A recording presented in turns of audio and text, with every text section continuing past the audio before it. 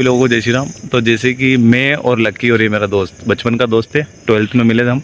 ये है लक्की शर्मा और ये है हमारे कन्हैयालाल धनगर और मैं हूँ पंकज दीवान। आज हम जा रहे हैं यहाँ से रतलाम और मैं हूँ अभी मंदसौर से जाएंगे रतलाम, फिर रतलाम से हम जाएंगे डायरेक्ट व्यास। ठीक है लक्की, क्या क्या रूट है वहाँ का जाने का वैसे?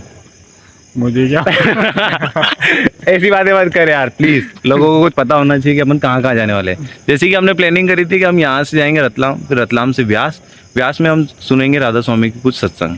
वहाँ से फिर जाएंगे हम अमृतसर से जाएंगे जलियांवाला बाग, बाघा बॉर्डर, फिर जाने का सोच रहे हैं वैष्णो देवी। लास्ट में रहा तो वैष्णो देवी कंफर्म हम जाएंगे। ये रूट बहुत ही मज़ेदार होने वाला है और देखते रहना मेरी वीडियो को और देखते रहना कैसे कैसे मूवमेंट हमारे साथ होंगे। मेरे साथ मेरा दोस्त जुड़ा है कन्हैयालाल, जो हमारे साथ 12वीं में पढ़ता था। आज ये बहुत सालों बाद मुझे मिला है।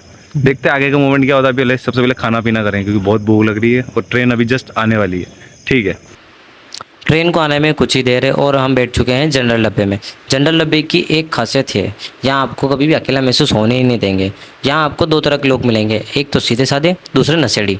ज़्यादातर अगर दारू वाले यानी कि अगर दारू वाले लोग आपको मिल गए तो आपका टाइम पास होना बहुत ही आसान है।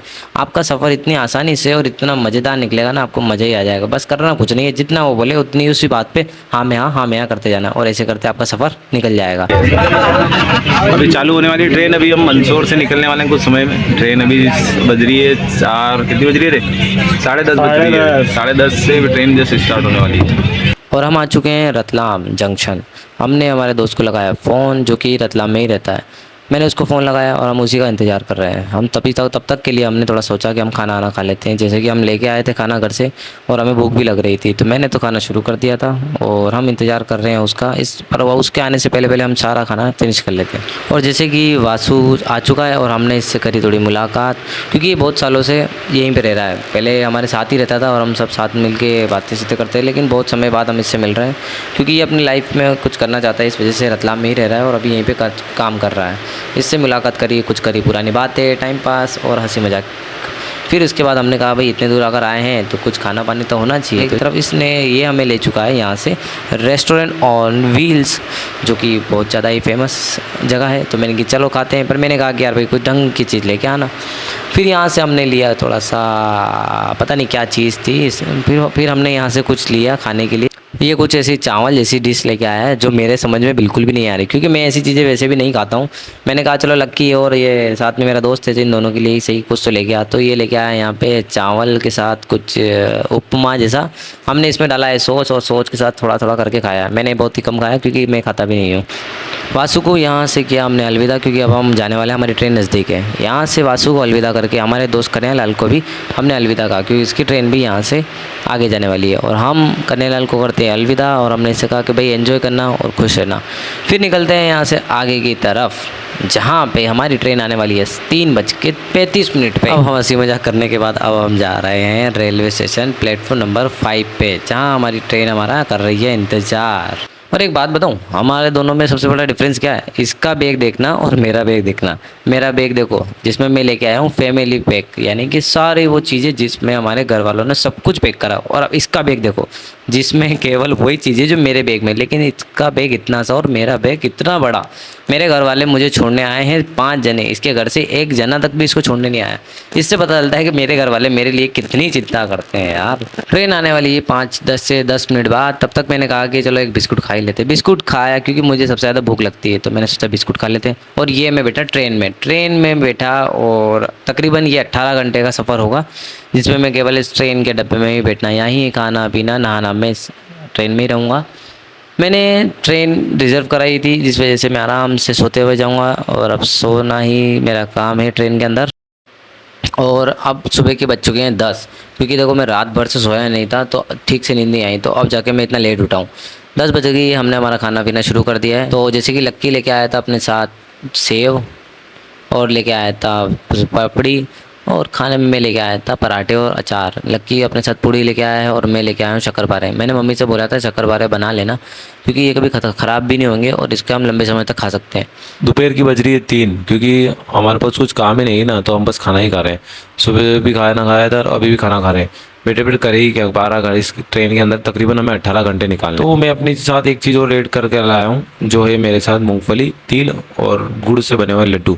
ये मुझे सबसे ज़्यादा अच्छे लगते हैं और जब भी मैं कहीं बाहर जाता हूँ तो ऐसी चीज़ों को सबसे ज़्यादा कैरी करता हूँ, जो हमेशा ख़राब भी नहीं होते, लंबे समय तक खा सकते हैं। मैंने इसके लिए मम्मी से पहले ही बोल दिया था कि ये चीज़ बना के रख लेना, तो ये मैं खाऊँगा और इसी से पेट भरूँगा। कहीं भी अगर मुझे कहीं कुछ नहीं मिला तो मैं इसे खाकर अपनी भूख मिटा सकता हूँ। कुछ ही देर में हम पहुंचने वाले हैं व्यास। 18 घंटे का सफ़र ट्रेन में बहुत ही खतरनाक रहा, इसी में खाना पीना सब कुछ रहा और बोर भी बहुत ज़्यादा हो चुके हैं। पर अब हम पहुंचने वाले थे व्यास। मैं बहुत समय से इंतज़ार कर रहा था व्यास जाने के लिए। तो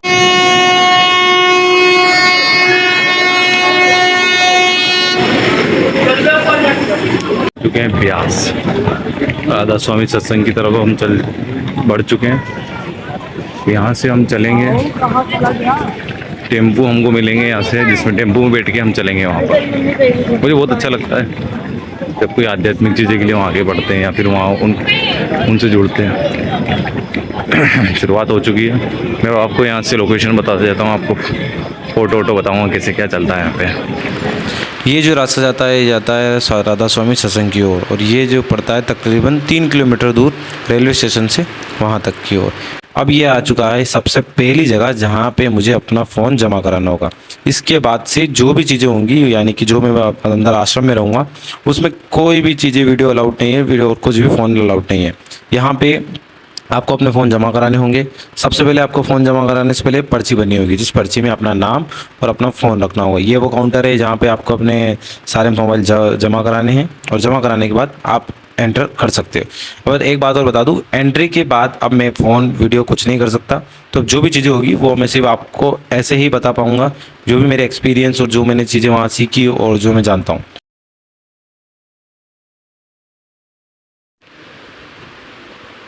हाँ भैया, तो अब जितनी भी जो अंदर हुआ है मेरे साथ, मैं उसका अपना जो अनुभव है मैं आपके साथ शेयर कर रहा हूँ। पहली चीज़, बहुत से लोग ये सोच रहे थे मुझसे मेरे बारे में कि यार भैया तुझे सत्संग सुनने की क्या जरूरत पड़ रही, सत्संग की कोई उम्र होती है? ये कुछ लोगों का माइंडसेट है जो है। देखो दोस्त, ऐसा कुछ नहीं होता, वो आपके ऊपर है कि आप उस चीज़ से क्या सीखना चाह रहे हो और उससे क्या जानना चाह रहे हो। मेरे को वहाँ जाने का एक मकसद था, या मैं जानना चाहता था कि ये किस चीज़ की बात बताते हैं, यानी कि किस चीज़ को मोटिव करते हैं। तो मैं वहाँ जब गया तो सबसे पहले मैंने उस जगह को देखा कि वो जगह किस तरीके से बनावट है। उस जगह, जब आप उस जगह में एंटर करते हो, यानी कि उस आश्रम में जब एंटर करते हो ना, तो आपको बिल्कुल शांत वातावरण मिलता है, बिल्कुल शांत। ना ही किसी प्रकार का शोर, ना ही किसी प्रकार का चिल्लाट या किस प्रकार का कोई अजीब सापन। बिल्कुल शांत आपका माइंडसेट रहता है, बिल्कुल आपका दिमाग शांत रहता है। दूसरी बात करें वहाँ का रखरखाव और वहाँ का रहन सहन। वहाँ का जो रहन सहन है वो हमारे रहन सहन से बहुत ही अलग है, बिल्कुल साफ़ सुथरा। अगर कोई चीज़ जहाँ पड़ी है वो वहीं की वहीं रहेगी। अगर किसी ने कुछ गंदा किया है तो उसे उठाने वाले भी बहुत सारे लोग हैं, यानी कि वहाँ सेवादार भी बहुत है। और मुझे इस वहाँ पे जाने के बाद एक चीज़ बहुत अच्छी लगी कि वहाँ पे किस सब चीज़ों को लेकर बहुत ही डिसिप्लिन है। डिसिप्लिन का मतलब होता है कि जो चीज़ करना है वो करना ही पड़ेगा। ऐसा नहीं है कि आप उसे छोड़ दोगे, यानी कि समय पे उठना है तो समय पे उठना पड़ेगा, सत्संग सुनना है तो सुनना पड़ेगा, समय पे अपना काम करना, साफ़ सफाई रखना, किसी भी प्रकार की कोई गंदगी नहीं है वहाँ पे। ये सबसे बड़ी अच्छी चीज़ मुझे लगी कि इतने लाखों लोग आए। तकरीबन मैंने जितना सुना लोगों से, तो वो मुझे बता रहे थे कि 20 से 30 लाख लोग वहाँ पे आए थे। तो 30 लाख लोगों के रख रखाव, उनका रहन सहन, उनका खाना पीना, उनका सोना तक होने के बावजूद भी वहाँ पर किसी प्रकार की कोई गंदगी, किसी प्रकार का कोई सा कचरा, कुछ भी नहीं था। इतना साफ होना, इसके पीछे काम करता है वहाँ का अनुशासन, यानी कि डिसिप्लिन। उन लोगों का माइंडसेट ही वहाँ ऐसा काम करता है। और ये सिर्फ मैं उन लोगों का नहीं कह रहा हूँ, जो भी लोग वहाँ जाते हैं उन सबका माइंडसेट चेंज हो जाता है। ये खासियत है उस जगह की। दूसरा मैं ये भी और बता दूँ कि वहाँ जब मैं गया तो मुझे एक चीज़ समझ आई कि उन्होंने वहाँ पे किसी प्रकार की कोई तस्वीर नहीं है, वहाँ पे किसी प्रकार के भगवान की तस्वीर नहीं है, या कहें कि किसी एक पर्टिकुलर भगवान को माना गया है, ऐसा कुछ नहीं है। वहाँ पे ये चीज़ समझाई जाती है कि आप अपने अंदर भगवान को ढूंढो। बहुत से लोग होते हैं ना, हम लोग सिर्फ क्या करते हैं, बाहर भगवान को ढूंढते हैं, यार भगवान वहाँ है, उस जगह पे, उस जगह पे। लेकिन उनका यूँ कहना है कि भगवान तो आपके अंदर है, आप उसे अंदर ढूंढो, अंदर महसूस करो। और वही चीज़ वो सिखाते हैं। और मैंने ये चीज़ कहा, बाबा जी एक बात और बताते हैं कि आप दुनिया के कितने भी तीर्थ कर लो, कितनी भी कुछ चीज़ें कर लो, कितनी जगह घूम लो, कितनी जगह माथा टेक लो, लेकिन जब तक आप अपने मन के अंदर बैठे हुए उस भगवान को नहीं जगाओगे तो कोई मतलब नहीं बाहर से ढूंढने का। तो ये बात मुझे बहुत अच्छी लगी। तो और मैं एक बात और सुनी सीखी थी उनसे, तो वो बताते हैं कि मन जो होते हैं ना, ये बहुत ही चंचल है, इसे आप काबू में नहीं कर सकते, लेकिन इसको काबू में करने का एक ही तरीका होता है, छोटी छोटी आदत। वो एक छोटी छोटी आदत जिसे आप 5 मिनट के लिए भी अगर अपने मन को या फिर अपनी किसी एक बुरी आदत को रोकते हो, तो ये 5 मिनट 5 मिनट 5 मिनट करते करते आप एक अच्छी आदत को बदल दोगे। तो ये चीज़ें थी वहाँ की। दूसरा, वहाँ की जो हिस्ट्री है, यानी कि यूँ कहें कि जो सत्संग है वो जो देखा है वो बहुत ही विशाल है।